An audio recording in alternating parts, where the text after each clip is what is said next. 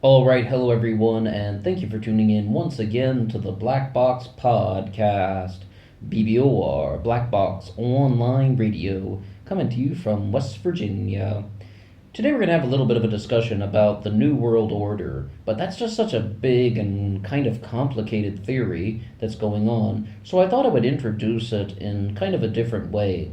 We mentioned a few things about human psychology recently on this channel, and one of the things was somebody was talking about how it's not only why do people do the things they do, but he also had the curiosity about what are they thinking when they do them? And I'm not going to lie to you, that is something that I'm curious about as well. But when it comes to analyzing things from the political world and just us as the average voter and the average person who watches the evening news, trying to kind of understand the political world, I definitely think it would be the first thing he was talking about. Why do people do the things that they do? What is the motivation of the politician to make this decision? What is the motivation for this political player to act in a certain way? And one of the biggest examples of this is the neocons, like the neoconservatives, John Bolton and people who have similar fashion to him. And if I had to sum up neoconservatism into one sentence, I would say it's a modern day form of imperialism where people believe that the only way to preserve democracy is by going to war. And Irving Kristol, who wrote an entire book about it, would probably have my head on a plate and be like, giving me some choice words. But if I had to give it in one sentence, that's what I would say. And I was discussing neoconservatism with somebody once, and I was like, do these guys really believe that? Modern day imperialism, and the only way to preserve democracy is by going to war? And I was just like, how could anybody genuinely believe that? And the guy just kind of was blank, and he didn't have a real response because that's the thing, though. What is going through a person's mind when they're making decisions? We will never know that. That's kind of like when it comes to political decisions. I'm more like, just why are they doing it? What's the motivation for them?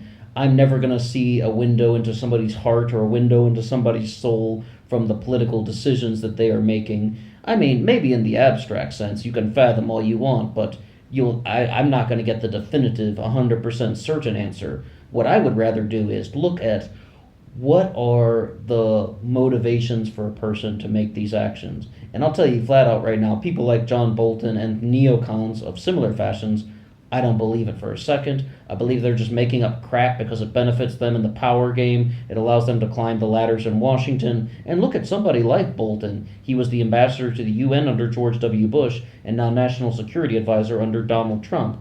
All right, he's definitely climbing in the Washington power game. Those things do happen. One of the things, though, with the New World Order is that we often have things that are kind of a conflation of the people and the system. I'm going to tell you flat out right now, I don't believe that the New World Order is an exact group of people. I believe it is a system. And this is very, very theoretical stuff because we don't have all the answers. It's up to us as kind of just the observers to try and figure it out. The same as you put any puzzle together. Why is it a system? Because the major families in the world who have the most wealth and the most power change all the time, generation to generation. Look at the Waltons, look at Bezos and Jobs and Gates, all of these names. Look at the political players, Obama and Kamala Harris. Were all of these people that influential 150 years ago, meaning their families? Were their families that influential 150 years ago? I don't think so. What instead is, there is a concept of oligarchy where new people have been incorporated into the system.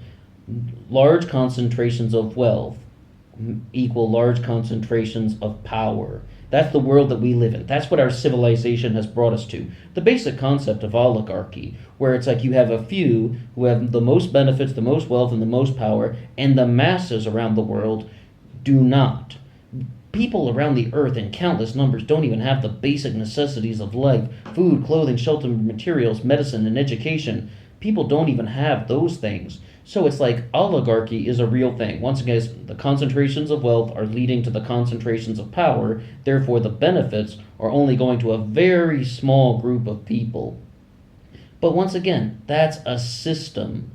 And people are trying to expand that system. They are trying to bring more people under that control. They're trying to kind of spread that influence, but they aren't, the people don't mean anything. The people are meaningless.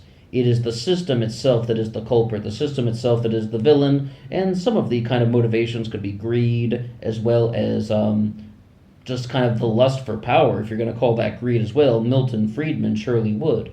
So it's like these things are kind of the side effects of a very, very lousy system for us, the average working individual, for us, the people who are not in the oligarchy, and it has nothing to do with being in the 1%. Sorry, Bernie Sanders, it's not about just the 1%ers. It's also about very specific individuals, because wealth isn't everything.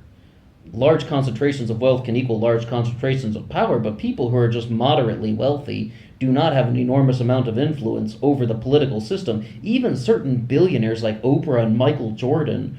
I mean, Michael Jordan is now a billionaire, but does he control any aspect of the political system? He might be able to make large political contributions and campaign donations if he wants, but that's all I can really say. And maybe his shoes have some influence over the government of Malaysia, their factories and all that, but I mean, that's not really the heart and soul of the issue now, is it? Just because someone has wealth doesn't necessarily mean that they are an oligarch. It's a plutocracy if it's controlled by the wealthy. But it's like, we do have to recognize that certain individuals have power and wealth together, and they know how to exploit that to get more benefits for them, and also to perpetuate their own power and wealth cycle. Oligarchy exists to perpetuate oligarchy. These people just want to keep having more for themselves because that's the way the system functions. They don't want to have less. And yeah, don't give me some examples like, oh, a certain amount of billionaires are going to give away the large numbers of wealth. It's not enough. It's a ruse. It's also just to make people think that, oh, yeah, billionaires are fine and they can be generous. Not all of them. And that doesn't break the cycle. It does not break the fractured cycle that we have about the sort of small group of people obtaining all the wealth and power for themselves. So when we want to examine these things, it is very important for us to recognize that it's not about blaming a single group of people. It's not about putting a name on them. Like people always want to say the Rockefellers and the Rothschilds. They want to look toward them. But this is just unfortunate for humanity. I know humans have a lot of bloodlust. I know humans want to just kind of get in the street and shout at a person. There is not a single person that should be blamed. This is a system that should be blamed, and that's much less attractive. But I mean, when I look at a lot of the theories and the way that people explore the New World Order theory, it's mostly about what Kurt Eichenwald, who's a writer for Newsweek, said when he was like, it's not so much that they have documents from a meeting that have been obtained and they're saying, hey, look at the contents of what these global elites are discussing and how they want to destroy humanity. That type of hard evidence doesn't exactly exist. It's more about kind of a series of stages when people are just like, oh yeah, I know somebody that heard from this guy that told somebody that the global elites are trying to destroy humanity. Or I was the janitor for Nelson Rockefeller back in 1930 something something, and I overheard him once say that he wanted to destroy humanity. It's always these kind of like friend of a friend of a friend of a friend stories that kind of perpetuate the conspiracy theories. But at the same time, we should be somewhat aware that the theories aren't baseless. They most likely are coming from somewhere. They're coming from a fact that we have a very unfortunate system that is meant to only keep power and wealth for a few. And, you know, oligarchy and aristocracy aren't the same thing. Aristocracy is purely by bloodline. But as my own kind of personal suspicion and hypothesis, whatever you like to call it, I haven't heard anyone else discuss this, but the old oligarchy, well, the oligarchy is a kind of a remnant of the old aristocracy. Our oligarchs have taken the old aristocrats and they've kind of just incorporated new useful people into them. Look how we've and also people can climb up by their own accord. Bezos, Gates, Jobs, these people climbed up because of their abilities. A prime example of this would be Henry Kissinger, who was discovered at Harvard by Nelson Rockefeller, but it wasn't an accident why he was discovered. Henry Kissinger was being kind of groomed in the sort of British school of political economy, things that would have benefited the Rockefeller family. It wasn't just, hey, this guy's really smart. Maybe he has good ideas. Absolutely not. I also don't believe that things like that happen. It's more like, hey, this guy's useful to our agenda. He probably has some type of insight in ways that could form strategies for us to continue the series of oligarchy that we want to because we're involved and we benefit from it. So, one of the ways that I think that this really has expanded into kind of what a lot of people and commentators have been talking about, like the satanic cults and stuff that are running the government. You ever heard any of these theories? I was even looking at it on Twitter the other day. People are saying, what are the satanic influences behind our government? And we did an upload about this very recently, about talking about the ancient magic religion and such. Once again, that is an influence. It is an influence from the story of Genesis. It's like it is a cultural influence that has propagated itself into a wide variety of different schools of thought. And I would believe that something like that is, I don't believe there are any satanic cults that are physically controlling what Donald Trump does, or what Barack Obama did, or what George W. Bush did. But it's like we do recognize that there are destructive elements in our society, and you might even be able to cite some sort of Judeo-Christian influence in the story of Genesis as a cultural influence that has kind of promulgated itself and evolved over thousands of years to the point where these destructive influences learned how to manifest themselves in ways that are influencing the government in a bad way. Once again, oligarchy is very destructive, and they know this. I mean, they know that, millions of people are going to be suffering in poverty and they're choosing not to do things about it.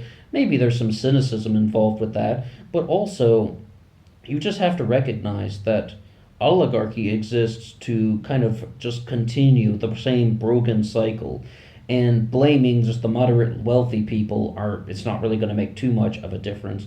I mean, in all reality, human civilization just needs a massive overhaul. I don't believe some of these things like going after the Wall Street bankers is going to do everything, not going to undo all the problems of society. It's not like it's going to be just some magic cure-all. It's like we're just going to have a completely different form of civilization, because we have to recognize that our form of civilization leads to the power going to the top. Look at the palace economies. We got a king, we got a pharaoh, we got an emperor. There's always this person at the top. It's that top-down form of leadership. And something like that is going to lead to large concentrations of wealth and large concentrations of power. Look at the third world dictatorships around the world. There is a sort of person who's often a military dictator, someone who is in charge of the political system, who is a financial elite, and is controlling the military.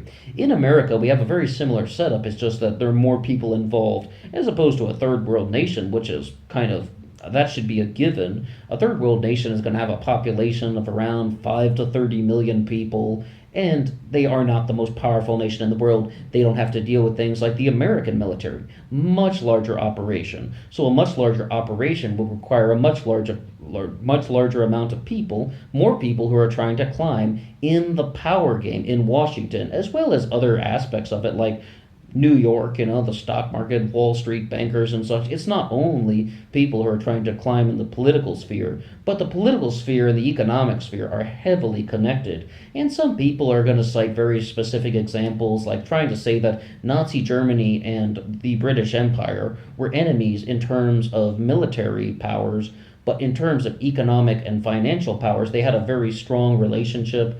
I can't really cite too much of that because, or I can't speak too much on that other than something like that. And I would give the disclaimer that very, very biased sources have provided me with that information, but it has been a theory that's put out there. Once again, that would just be something about how the financial and political elites are working together to kind of extend their own financial and political power, and the masses are the people that are getting slaughtered. What did we just say? Nazi Germany and the British Empire working together financially and economically, trying to preserve their own wealth and power, while the masses are the ones that are killing themselves. I mean, was it like, King George or something? Was he out there on the front lines getting his head blown off in World War II? Was Adolf Hitler even out on the front lines getting his head blown off in World War II? No, he did that somewhere else, of course, right? Okay, so where does that leave us? Once again, I don't necessarily have the exact perfect remedy and cure-all for human civilization. If I'm going to say we need a massive overhaul, what I can say is we would need a change. It's the concept of breaking the cycle. It's the concept of breaking the mechanism.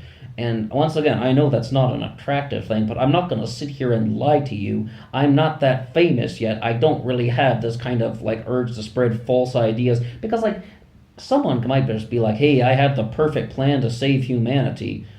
Well, thanks for fucking showing up now, dickhead. Where the have you been for the last bazillion years? I mean, a lot of people are just making up crap to get attention and notoriety. And I mean, I will tell you flat out though, I can also believe that people are talking for the sake of talking. That some of the commentators and the political players, they're just putting stuff out there because they want to hear themselves talk. And the political players have another motivation, is they actually want to participate in the power grab and the political making process. But I mean, some people, especially in the commentary world, are just talking because they this is what they want to do with their lives. They want to talk about ideas that are going to be far out and wacky that are never going to come true. I mean, I don't know why you would want to live that way as opposed to talking about something that you would genuinely believe in and genuinely want to happen. But there are those out there who just are all about the fame, even more so than the fortune and even more so than power. I mean, you get a sphere of influence.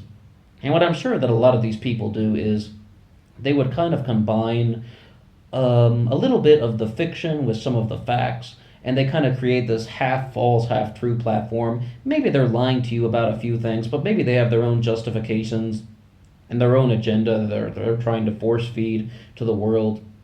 I'm only guessing.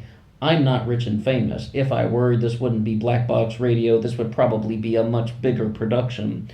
But it's like, when you actually want to talk about the New World Order, we have this system that is kind of reaping all the benefits of humanity. There are even people out there who say that poverty is manufactured, that for there to be a rich, there has to be a poor, and the rich cannot disperse their wealth, they cannot dispense their wealth, they cannot distribute wealth in a massive way, because then they wouldn't be rich anymore, and then it would just...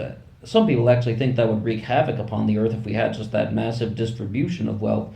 And it's really a redistribution, because if you were to break down the concentration, and maybe they have a point to that, that's why we're talking about an overhaul of civilization, a new paradigm of civilization, getting our civilization to function in a new way. Because, I mean, I don't really know what would happen. I don't think that that's ever been done before on a global proportion. Not in a single nation, not in a single kingdom, not even in a single empire, but on a global proportion. I don't really know if that's been done before.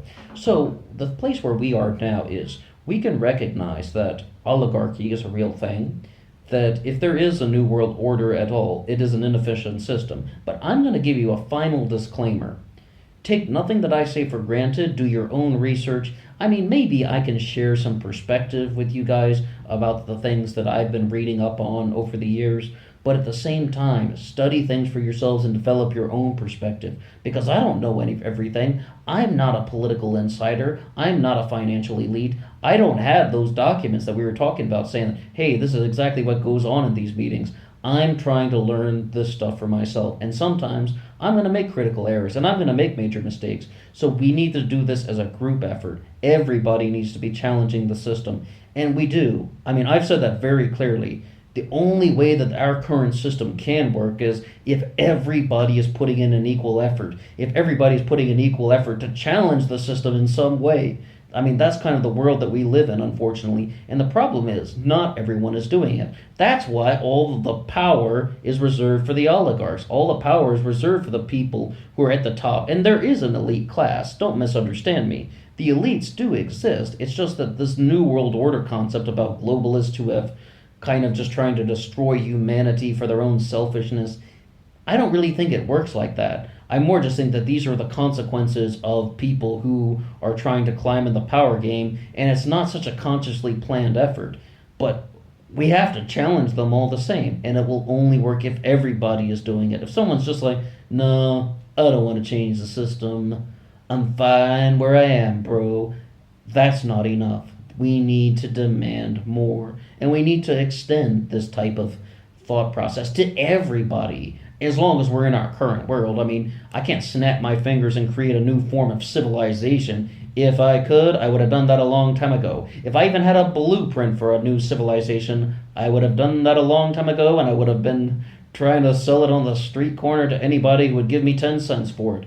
It's like, we need to have something new. And the first thing we can do is kind of just have some new challenge questions to our current political establishment. First thing we should do is recognize that our system sucks, that it's benefiting only a very few amount of people. And also, it's all about the lying, the cheating, and the backstabbing associated with the political game. That's why no change is getting done, because once again, back to what we were saying at the beginning about guys like Bolton, the power is only coming from lies. They're coming from this misguided form of deception where they're just saying things they don't genuinely believe to climb in the power game. How are we going to have any sort of real change in society if all the politicians are making crap up and giving one image to the public, but behind closed doors they're just like, whatever, I don't care about anything, I only care about increasing my own power, my own wealth, and just getting all the benefits for me as nothing for anyone else.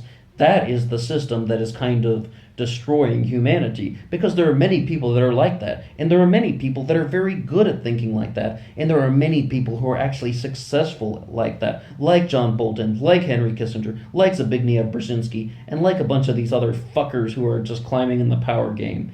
It's like, so we need to stand up to them. And one of the ways to do that is to just have conversations with people you know, talk about challenging the system, talk about how the system is broken, and talk about the concept of how the oligarchs are ripping us off. That's all for me now. What do you have to say about anything that I put forward? What do you think about the New World Order? And what do you think about any sort of cultural influence that has been left on our civilization? Until next time.